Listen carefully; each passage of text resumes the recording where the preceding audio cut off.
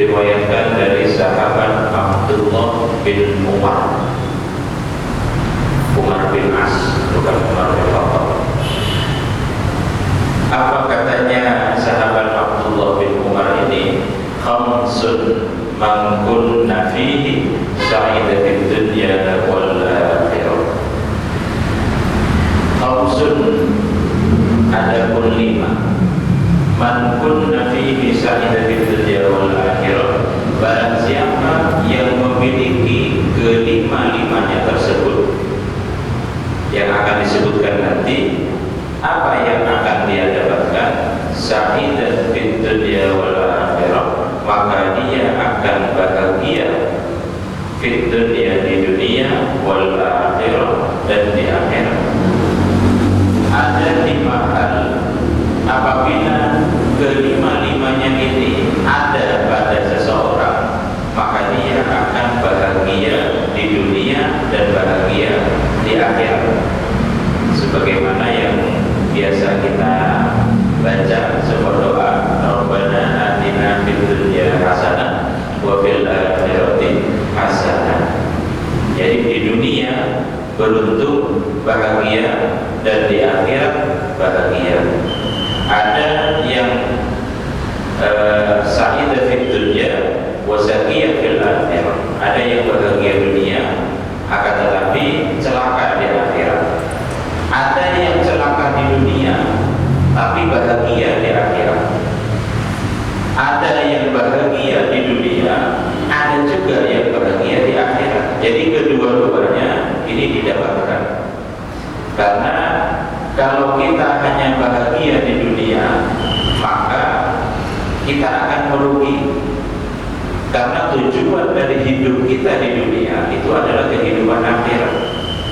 Jadi kita hidup di dunia itu untuk mempersiapkan diri pada kehidupan yang abadi, yaitu kehidupan akhirat. Innal hayatad dunya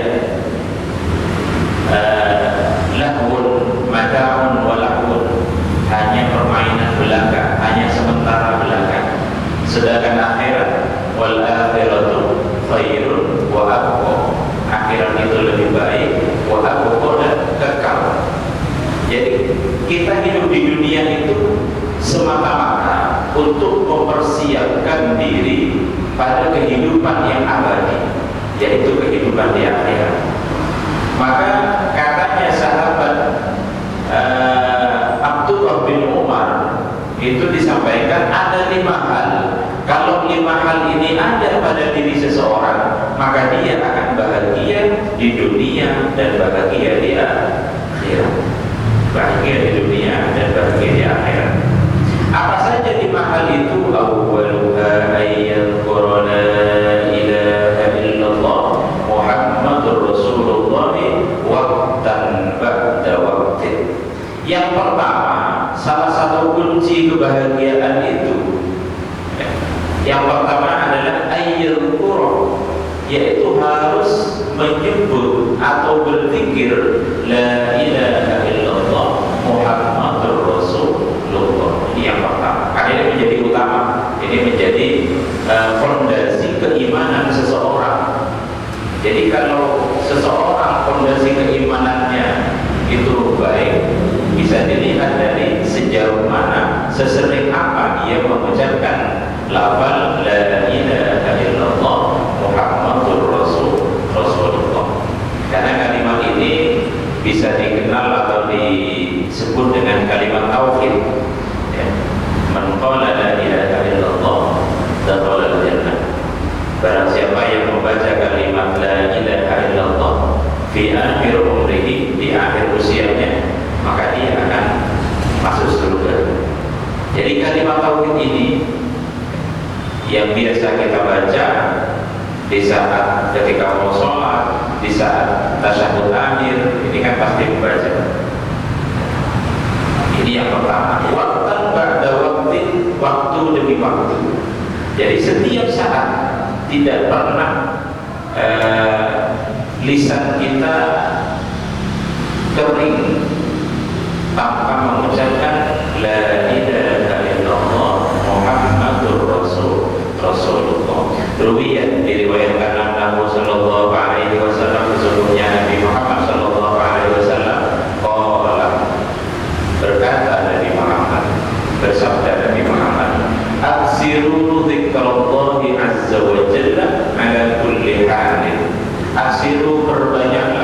kalian semua zikrullahi, ingat kepada Allah, yaitu menyebut Allah Azza wa Jalla ala kulli halin, pada setiap keadaan. Jadi kita tidak boleh sedikit pun lupa dengan tidak menyebut Allah Subhanahu wa Ta'ala pada setiap keadaan. Akan tetapi di sini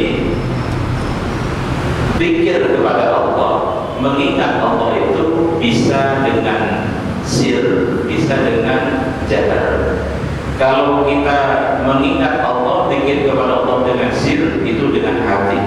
Hati kita tidak pernah sedikit pun menghilangkan nama Allah di dalam hati kita. Jadi kita selalu ingat kepada Allah. Maka salah satu indikasi kita ingat kepada Allah apa? Pasti akan sering menyebutnya. Jadi man ahabba syai'an kasura dzikruhu. Barang siapa yang mencintai sesuatu, kita cinta kepada Allah, kasura dzikruhu, maka kita akan memperbanyak untuk menyebut nama Allah. Jadi setiap waktu perbanyaklah kalian, ini katanya Nabi, perbanyaklah berzikir kepada Allah Azza wa Jalla. Mengapa demikian? Fa innahu laisa 'amalun ahabbu ila Allah wa la anja li 'abdin min kulli sayyi'atin fid dunya wal akhirah min dzikrillah. Fa innahu, kana sesungguhnya aksiru dzikrullah, memperbanyak berzikir atau ingat kepada Allah, laisa 'amalun, tidak ada amal itu ahabbu, yang lebih dicintai ilallah, menurut Allah, yang lebih dicintai oleh Allah. Tidak ada amal yang lebih dicintai oleh Allah, wala anja, dan tidak ada kalimat yang bisa menyelamatkan li'abdin, terhadap hamba, min kulli sayyi'atin, dari perbuatan-perbuatan buruk, fit dunya wal akhirah, baik itu di dunia, wal akhirah, dan di akhirat, min dzikrillahi, selain berzikir kepada Allah Subhanahu wa Ta'ala.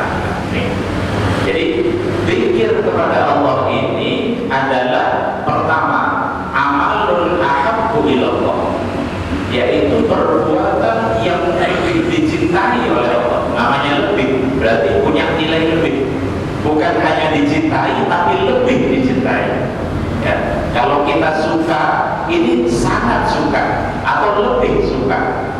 Ya, berarti ada beberapa kalimat, tapi kalimat itu yang lebih dicintai adalah la ilaha illallah. Makanya kita sering mendengar pada kegiatan tahlil misalnya itu afdhalul dzikri la ilaha illallah, afdhalul dzikri, ya, paling utamanya zikir itu la ilaha illallah, tidak ada selain itu.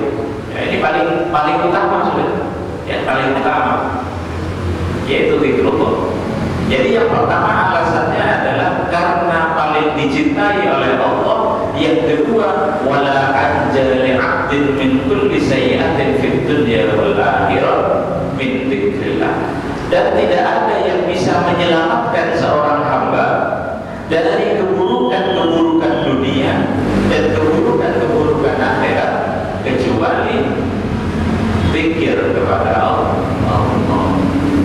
Jadi yang bisa menyelamatkan itu dengan cara berzikir kepada Allah Subhanahu wa Ta'ala.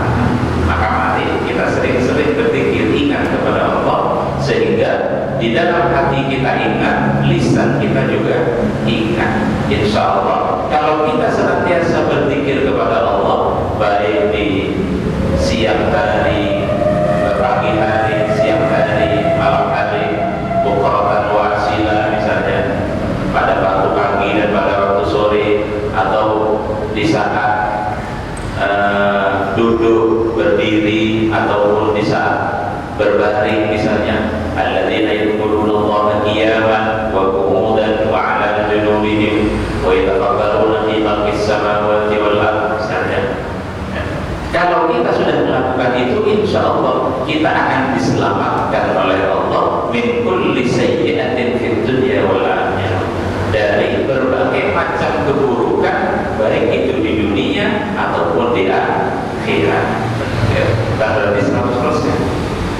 Kalau di dunia kemungkinan masih ada ujian-ujian, kalau di akhirat pasti akan diselamatkan. Ini yang pertama. Jadi yang pertama adalah memperbanyak berzikir kepada Allah, membaca la ilaha illallah Muhammadur Rasulullah pada setiap saat. Yang kedua, wa idza tadiya bi baliyatin qala inna lillahi wa inna ilaihi raji'un wa la haula wa la quwwata illa billahil aliyyil azim. Yang kedua, wa idza dan apabila tertimpa musibah. Ya, jadi apabila orang itu tertimpa musibah, qala, maka orang itu berkata inna lillahi wa inna ilaihi raji'un. Maka dia berkata inna lillahi wa inna ilaihi raji'un. Inna sesungguhnya kita, lillahi itu milik Allah, wa inna dan sesungguhnya kita ilaihi kepada Allah, raji'un adalah tempat kembali. Karena kita milik Allah, maka kita akan kembali kepada Allah. Misalnya kita diberi musibah misalnya oleh Allah, entah itu misalnya contoh musibah usaha kita bangkrut misalnya, usaha yang bangkrut. Kalau kita menyadari bahwa usaha kita dan harta yang ada di dalam usaha kita itu adalah milik Allah, karena semuanya itu sejatinya milik Allah dan akan kembali kepada Allah, akan dicabut oleh Allah kapanpun Allah kehendaki, maka kita pasti akan menerima segala takdirnya. Jadi makna inna lillahi wa inna ilaihi raji'un, bahwa kita ini milik Allah, seluruh alam semesta ini milik Allah dan akan kembali kepada Allah Subhanahu wa ta'ala. Kemudian wala haula wala quwwata illa billahil aliyyil azim, wala haula dan tidak bisa menghindar dari maksiat. Ini maknanya wala haula, bukan tiada daya dan upaya. Wala haula tak bisa nyimpang dari maksiat, tidak bisa menghindar dari kesalahan, dari kemaksiatan. Wala quwwata dan tidak bisa mampu untuk melaksanakan ibadah dan ketaatan kepada Allah illa billahil aliyyil azim, kecuali dengan pertolongan Allah Subhanahu wa ta'ala. Segala kemampuan yang kita miliki, segala upaya yang kita lakukan untuk menghindar dari maksiat, kita itu berhasil melakukan itu karena sebab pertolongan Allah, bukan karena sebab kepintaran kita, bukan karena sebab kemahiran kita. Kok tak bisa ya, menganggap bahwa kita sebab kita, bukan karena Allah ya. Kemudian misalnya kita sedang diberi kenikmatan ya, berupa harta yang melimpah.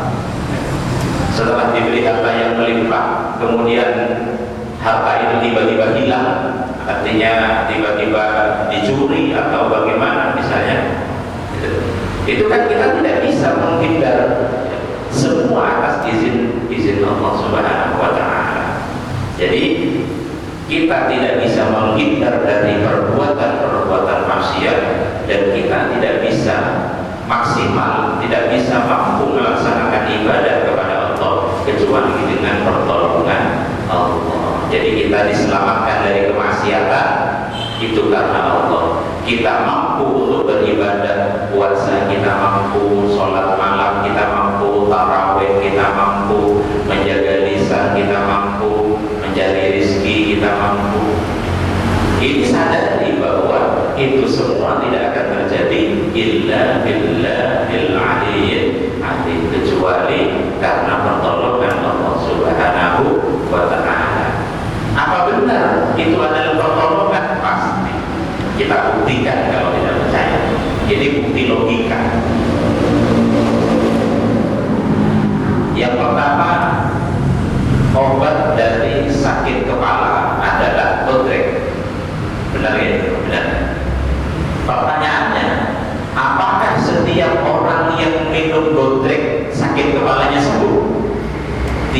Tidak. Ya. Apakah semua orang yang masuk rumah sakit pasti sembuh? Tidak. Apakah semua orang yang disuntik vaksin dan mati? Mati. Ya. Ini bukti bahwasannya semua itu illa billahil aliyyil azim. Andai kata hukum manusia itu atau rumus manusia itu kemudian terjadi benar, seluruh dunia. Jadi mau orang yang masuk rumah sakit beres, mau cerak masuk rumah sakit mati. Jadi mau beres yang sakit, mau tadi ke rumah sakit mati. Mau pergi ke rumah sakit beres, kan nyaman, soki rumah sakitnya. Saya tekan gue open, lancar usaha. Ya, yang kontrol kita. Tapi karena Allah tidak membuat skema seperti itu, skenario seperti itu, ya, Allah memiliki kekuasaan untuk ini sembuh, ini tidak, ini sembuh, ini tidak. Akhirnya ada takdir yang memberikan dia sembuh, yang satunya tidak sembuh. Cuma kita tetap harus berusaha. Andai kata kengenon botrek kecetak beres, so bukan tak ke rumah sakit, so tertinggu kenon botrek mare, ya kita bu ngenon apa?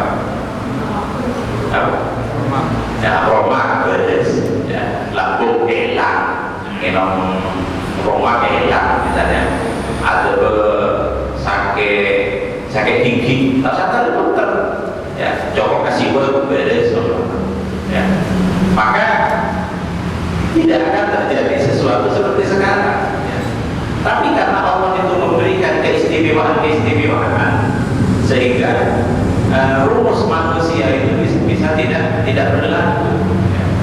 Maka manusia memiliki kewajiban untuk berusaha. Ayo berdoa, semoga bapak ini segera sembuh dari penyakitnya, meskipun berakhir dengan mati.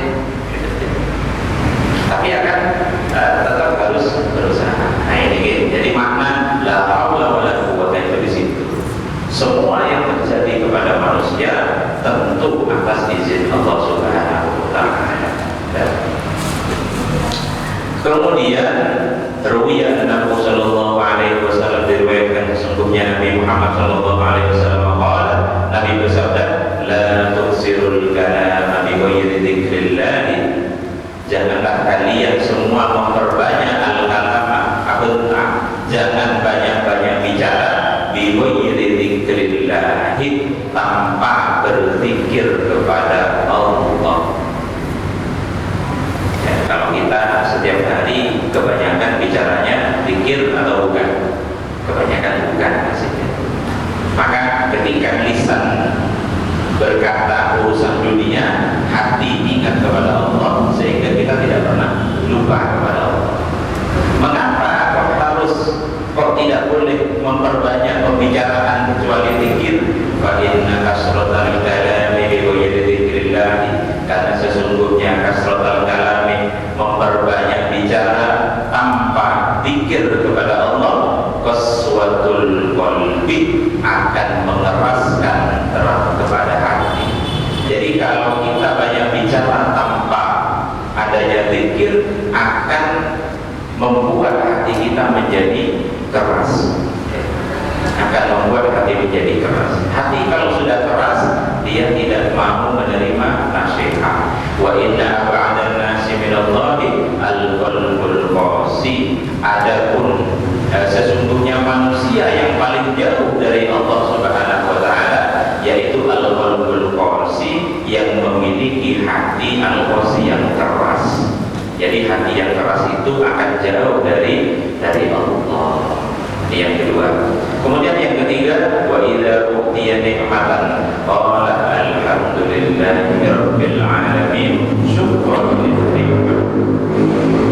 Yang kedua, dia akan bahagia di dunia dan akhirat. Wa idza utiya ni'matan, apabila diberi nikmat berupa apa saja, nikmat sehat, nikmat sempat, nikmat mampu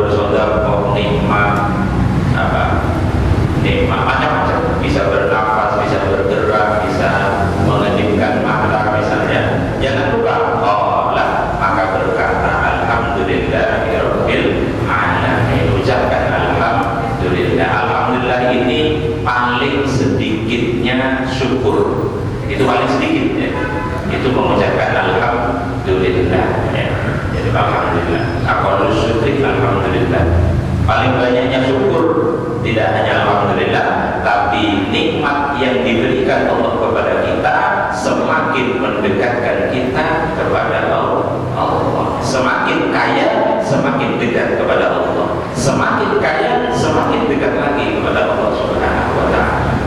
Itu nikmat, mensyukuri nikmat yang sebenarnya.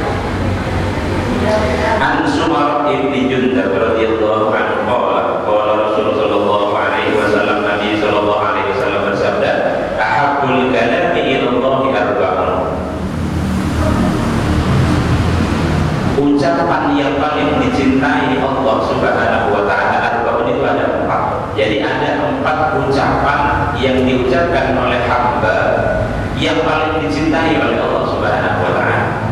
Apa itu? Subhanallah yang pertama, subhanallah, walhamdulillah, dan yang kedua alhamdulillah, wa la ilaha illallah, yang ketiga adalah wa la ilaha illallah, wallahu akbar, dan yang keempat adalah Allahu akbar. La yadurruka bi ayyihinna bada'ta, maka tidak mengapa engkau memulai dari bagian mana saja.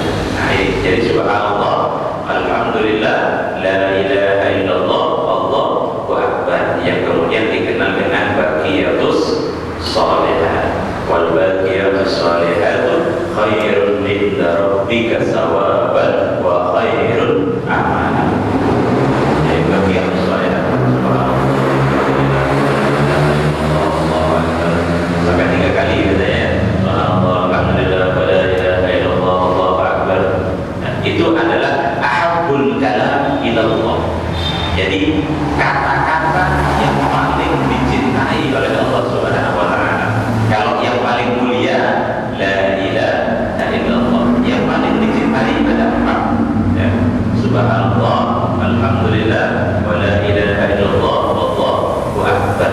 Ini boleh diurut seperti itu, atau misalnya subhanallah, alhamdulillah, Allahu akbar, la ilaha illallah, boleh. Makanya kemudian para ulama salaf itu membuat rangkaian bacaan itu yang harus dibaca setelah melaksanakan sholat. Jadi mana sholat boleh bersambian kan? Wa idza qadaytumus sholata fadhkurullah wa la yaqjab fadhkurullah. Ingat kepada Allah. Cara mengingat bagaimana? Dengan membaca subhanallah, subhanallah terlalu kali, alhamdulillah, alhamdulillah terlalu, Allahu akbar terlalu, la ilaha illallah terlalu. Jadi kemudian dirangkum dalam bacaan yang biasa dibaca setelah melaksanakan sholat itu dalam rangka untuk zikir kepada Allah. Jadi kalau sudah melaksanakan sholat, ingatlah kepada Allah. Ingat dengan cara apa? Masa langsung jaga, menjadikan kelopak. Ingat dengan berzikir. Kemudian yang keempat, wa idza btada fi syai'in qala bismillahirrahmanirrahim. Apabila mengawali terhadap sesuatu, qala, maka berkatalah bismillahirrahmanirrahim. Kalau ingin mengawali sesuatu, melakukan apa saja yang dihalalkan, ya, bukan yang diharamkan. Jadi pakai jawab bismillahirrahmanirrahim tak boleh, ya, mau ngicok tak boleh, ataupun mau gosip misalnya, ya, aku tak coba dari lain pas macam subhanallah tidak boleh, bismillahirrahmanirrahim. Tengok orang tengok ibu nikah tak boleh. Jadi kalau mau mengawali sesuatu yang halal yang diperbolehkan, itu diawali dengan mengucapkan bismillahirrahmanirrahim. An Abi Hurairah radhiyallahu anhu qala Rasul sallallahu alaihi wasallam, dalam sebuah hadis Nabi bersabda, kullu mri'in di baladin la yubda'u fihi bihamdillah fa huwa aqta. Setiap sesuatu yang memiliki kebaikan, ya, la yubda'u fihi bihamdillah, yang tidak diawali atau tidak dimulai dengan mengucapkan alhamdulillah atau mengucapkan menyebut nama Allah, fa huwa aqta, maka sesuatu itu akan terputus. Ada jasa mengingat di dalam kehidupan kita sehari-hari itu akan terputus barokahnya. Jadi umpama ajeter, ya, karena sang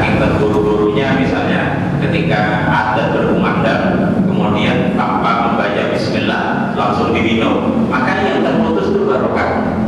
Ya, benih pasti hilang benih, tapi barokahnya akan hilang. Jadi absor. Yang kelima, yang terakhir, wa idza afrata min dzamban, apabila tanpa sengaja kita melakukan dosa, ay aksara dzamban shadirun minhu, ya, memperbanyak dosa, artinya dosa yang kita lakukan banyak sekali, Allah maka berkata astaghfirullahaladzim wa atubu ilaih.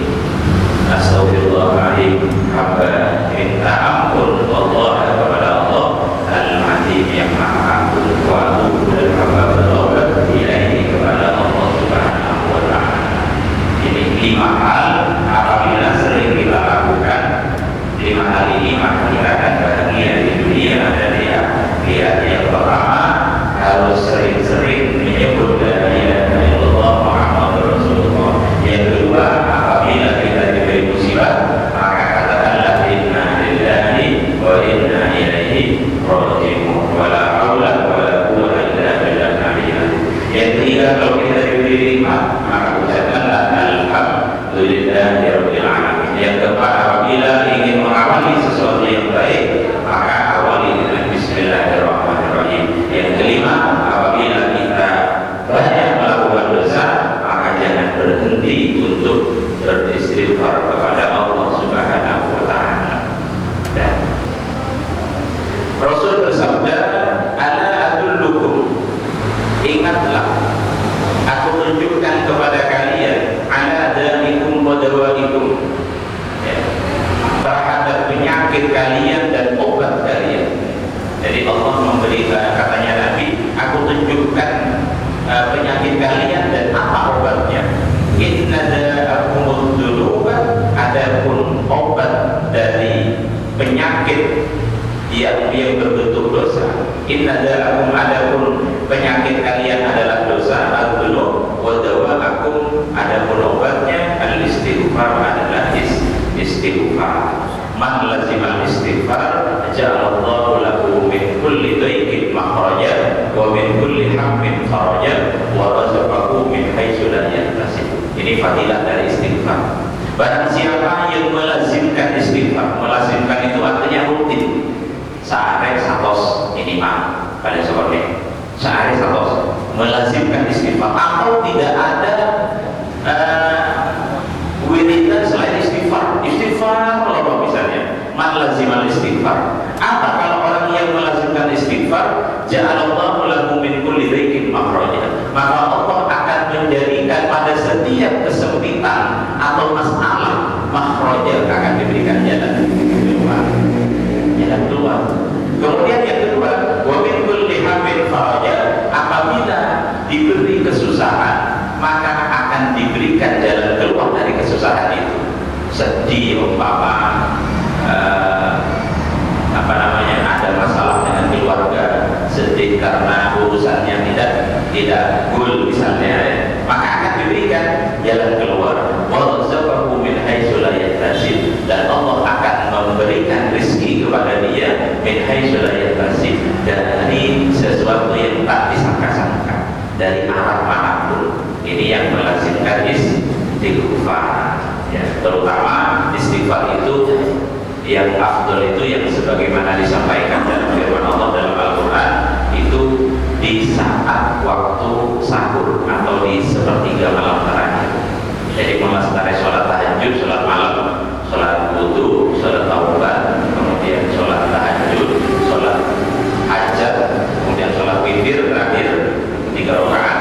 Setelah itu memperbanyak membaca istighfar, ya, wa bil asharihum yastaghfirun, dan beristighfarlah kalian semua pada waktu sahur.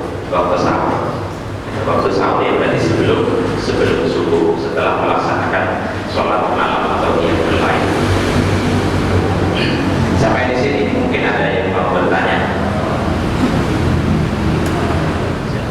Jarang untuk mengucap kalimat-kalimat tersebut. Namun untuk belajarnya itu biasanya setelah melakukan sesuatu baru, misal kayak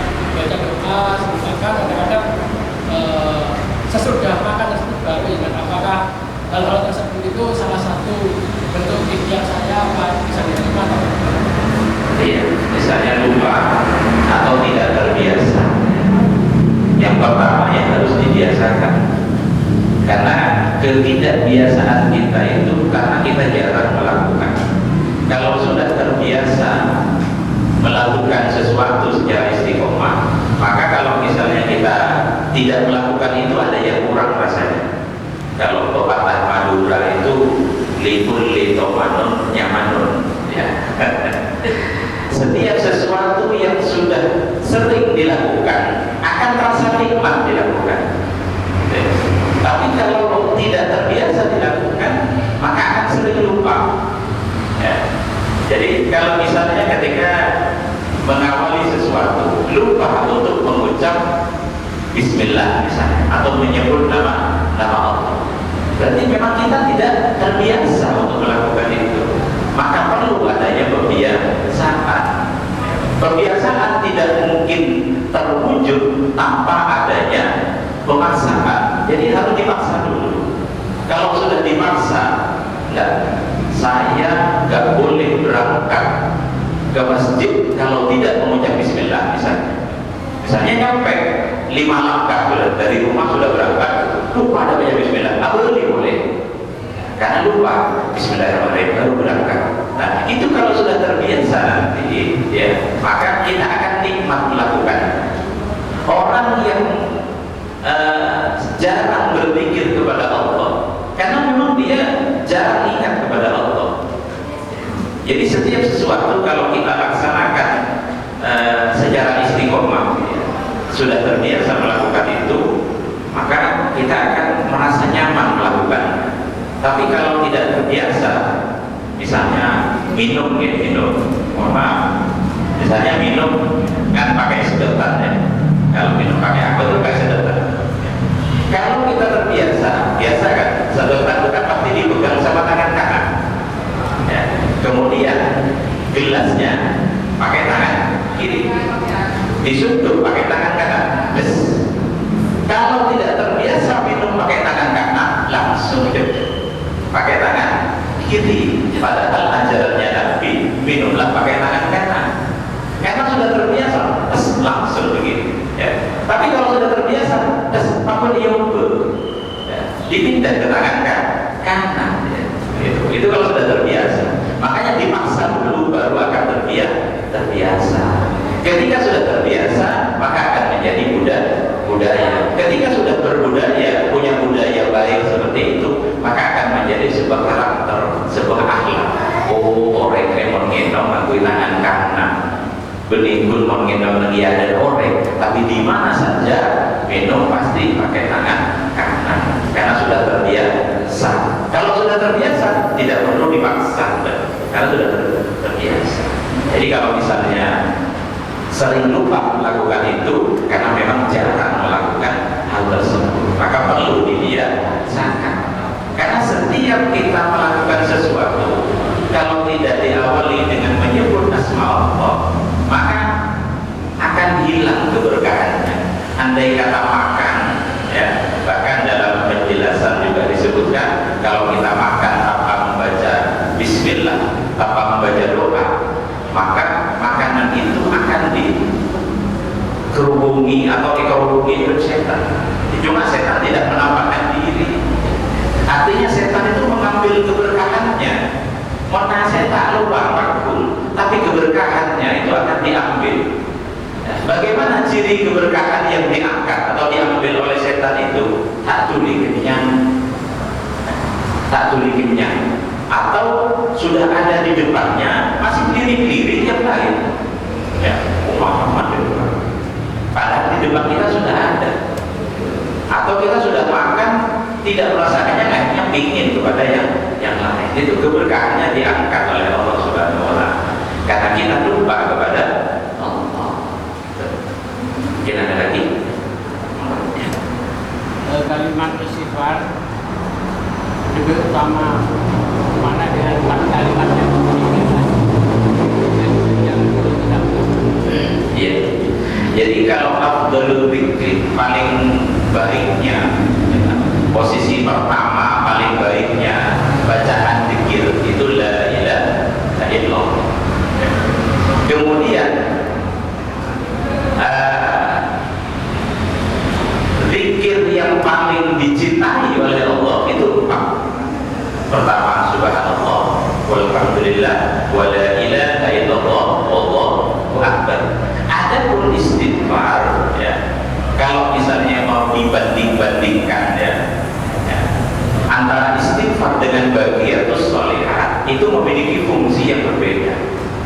Kalau istighfar tadi disebutkan katanya Nabi, ketika kita melazimal istighfar, barang siapa yang melazimkan merutinkan istighfar, maka di setiap kesulitan dia akan mendapat solusi. Kemudian kalau dia sedang kesusahan atau sedang sedih, maka akan diberikan kebahagiaan. Kemudian Allah akan memberikan rezeki nahi sulayat tasib istighfar. Kemudian bagiatus sholihah atau subhanallah walhamdulillah wala ilaha illallah, ini kalimat yang paling dicintai oleh Allah. Namanya paling dicintai berarti bagus. Oh, karena Allah senang kok macari ya, maka kok macari ya beri tanpa meninggalkan bacaan yang lain. Baik itu la ilaha illallah, misalnya saya mau bikin la ilaha illallah saja, baik boleh, silakan. Saya mau baca subhanallah walhamdulillah wala ilaha illallah akbar, silakan. Saya mau baca la haula wala quwwata illa billah, silakan. Saya baca astagfirullahaladzim wa atubu ilaih, silakan. Ya. Jadi tidak perlu kita mencari perbandingan mana yang paling banyak pahala, mana yang paling ini ya. Karena niatnya kita tetap ya, membaca itu bukan ingin dapat rezeki yang banyak, tapi membaca itu karena memang sudah perintah. Jadi antara afdhalul dzikri dan ahabbu dzikrillah, yang paling dicintai dzikir itu yang sudah disebutkan.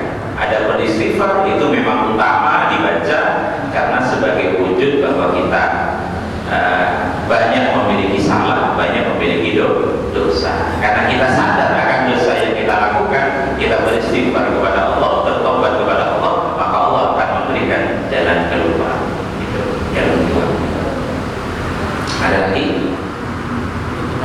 Lanjutan tadi, saya pernah mendapat keterangan. Jadi yang utama dulu itu istighfar dulu, lalu diikuti yang lain. Ya, subhanallah walhamdulillah. Karena begini, ibaratkan kita punya baju. Jadi baju itu harus dicuci dulu, baru dikasih parfum. Kalau langsung parfum nggak dicuci, tetap nggak enak. Dapat keterangan macam. Jadi mau mengutamakan istighfar silakan, mau membaca tasbih monggo. Jadi terkait dengan maksud dari membaca istighfar karena ingin membersihkan dari dosa, bagus ya. Maksud dari membaca bagiatus sholihah karena dicintai oleh Allah, bagus. Maksud tujuan membaca la ilaha illallah karena paling utamanya zikir, bagus. Jadi usahakan di setiap apa yang kita baca itu kita fokusnya hanya mengharapkan ridhonya Allah. Jangan sampai kita melakukan sesuatu ada harapan-harapan duniawi. Karena kalau ada unsur-unsur duniawi, kemudian duniawi itu tidak didapatkan dari bacaan itu, bisa jadi kita akan kecewa. Sebagai contoh, merutinkan sholat duha karena ingin kaya, merutinkan membaca waqiah karena ingin kaya, gitu. Maka ada yang salah dalam niatnya. Allah bisa jadi memberikan harta yang diinginkan oleh hamba itu, bisa jadi tidak memberikan, karena Allah Maha Mengetahui. Ya. Ketika ini kalau aku beli sekarang, dia nggak siap, karena dia sebentar lagi kontraknya habis di dunia, mati. Berarti jangan dulu, maka ditahan dulu rezekinya, karena rezekinya sangat banyak. Oh, orang ini siap, dia nanti usianya sampai sekian, katanya Allah, karena Allah yang tahu. Maka ya udah, aku kasih dulu setengahnya, nanti setengahnya aku berikan kepada anak-anaknya, karena jatah anaknya tidak sama dengan jatah orang tua. Makanya kan ada orang tuanya sangat kaya, anaknya tidak kaya. Ada orang tuanya tidak kaya, anaknya sangat kaya. Berarti rezeki manusia itu antara bapak dan anak tidak sama. Maka di situlah keadilan Allah. Jadi kalau kita meminta kepada Allah kemudian tidak diwujudkan sesuai dengan apa yang kita minta, bukan berarti Allah tidak mengabulkan doa kita. Akan tetapi doa itu bisa jadi disimpan oleh Allah untuk anak cucunya, bisa jadi doa itu dibuat untuk menutupi dosa-dosa yang sudah dilakukan selama di dunia, sehingga ketika sudah bersih dosanya, sudah tinggal sedikit dosanya, maka dia layak untuk mendapatkan itu semua. Jadi ma'afalah ta'ala batin, katanya Allah. Jadi Allah tidak menciptakan sesuatu itu salah, tidak ada yang salah. Mau kaya, mau miskin, mau beruntung, mau rugi, mau yang bahagia, ada yang sedih, ya. Semuanya Allah Subhanahu wa Ta'ala sudah mengatur sedemikian rupa. Ada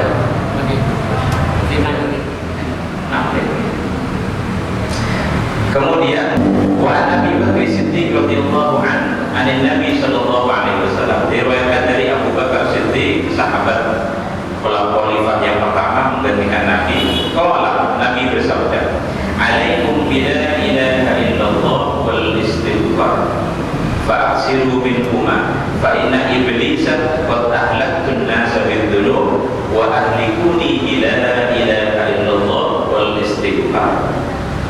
Alaikum bila ilaha illallah, biasakanlah kalian membaca la ilaha illallah wal istighfar dan istighfar, astaghfirullahaladzim. Fa'aksiru minhuma, perbanyaklah membaca keduanya. Mengapa? Fa inna iblisa, karena sesungguhnya iblis, qala, iblis berkata, ahlaktun nasa bid-dhunub, aku merusak manusia, menghancurkan manusia bid-dhunub dengan perbuatan dosa.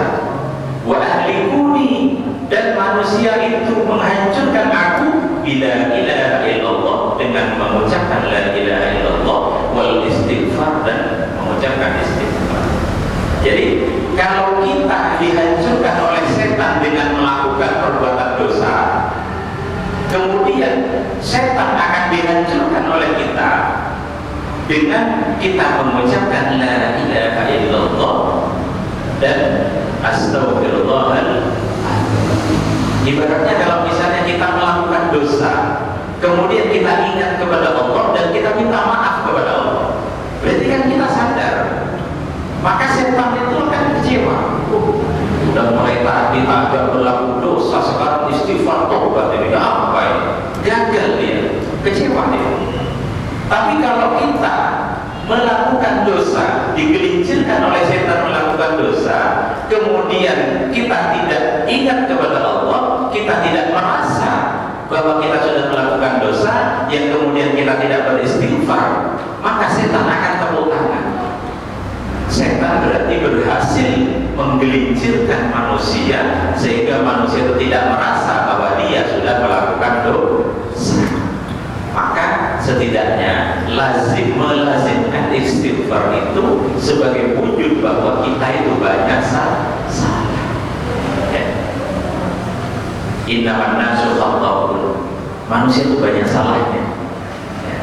Mahalul khata'u wan nisyan, al-insan mahalul khata'u wan nisyan, manusia itu tempatnya salah dan tempatnya lupa. Nah, karena itu yang dilakukan manusia, yang digelincirkan oleh setan, maka cara untuk mengobati itu supaya setan kecewa, setan itu kalah, setan itu hancur, dengan ingat kepada Allah, dengan mengucap la ilaha illallah dan beristighfar kepada Allah. Astagfirullahaladzim, kok saya sudah melakukan itu tadi, astagfirullah, saya sudah melakukan dosa tadi, saya sudah menyakiti dia tadi, kok saya membentak dia tadi. Ada kesadaran dalam diri kita bahwa kita melakukan dosa, maka setan akan kecewa. Oleh tadi pagi kita ajak untuk menyakiti, mencaci maki atau menyakiti saudaranya, tuhur dia sudah tobat, ya Pak. Itu kekecewaan seperti itu yang dialami oleh setan apabila kita selalu beristighfar kepada Allah Subhanahu wa Ta'ala. Falamma ra'aitu dzalika ahlaktuhum bil ahwa wa hum yahsabuna annahum muhtadun.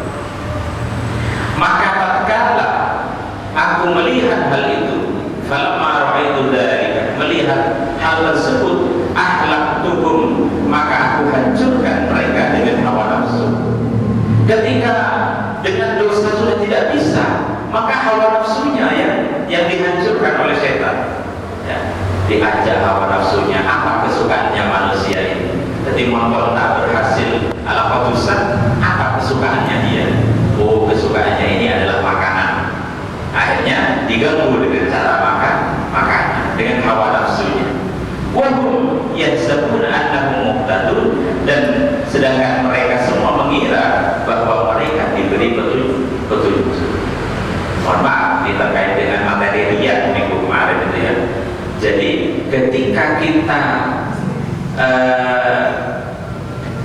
merasa bahagia dengan sesuatu, bisa jadi bahagia itu bukan sebuah petunjuk dari Allah, tapi setan yang menggelincirkan kita.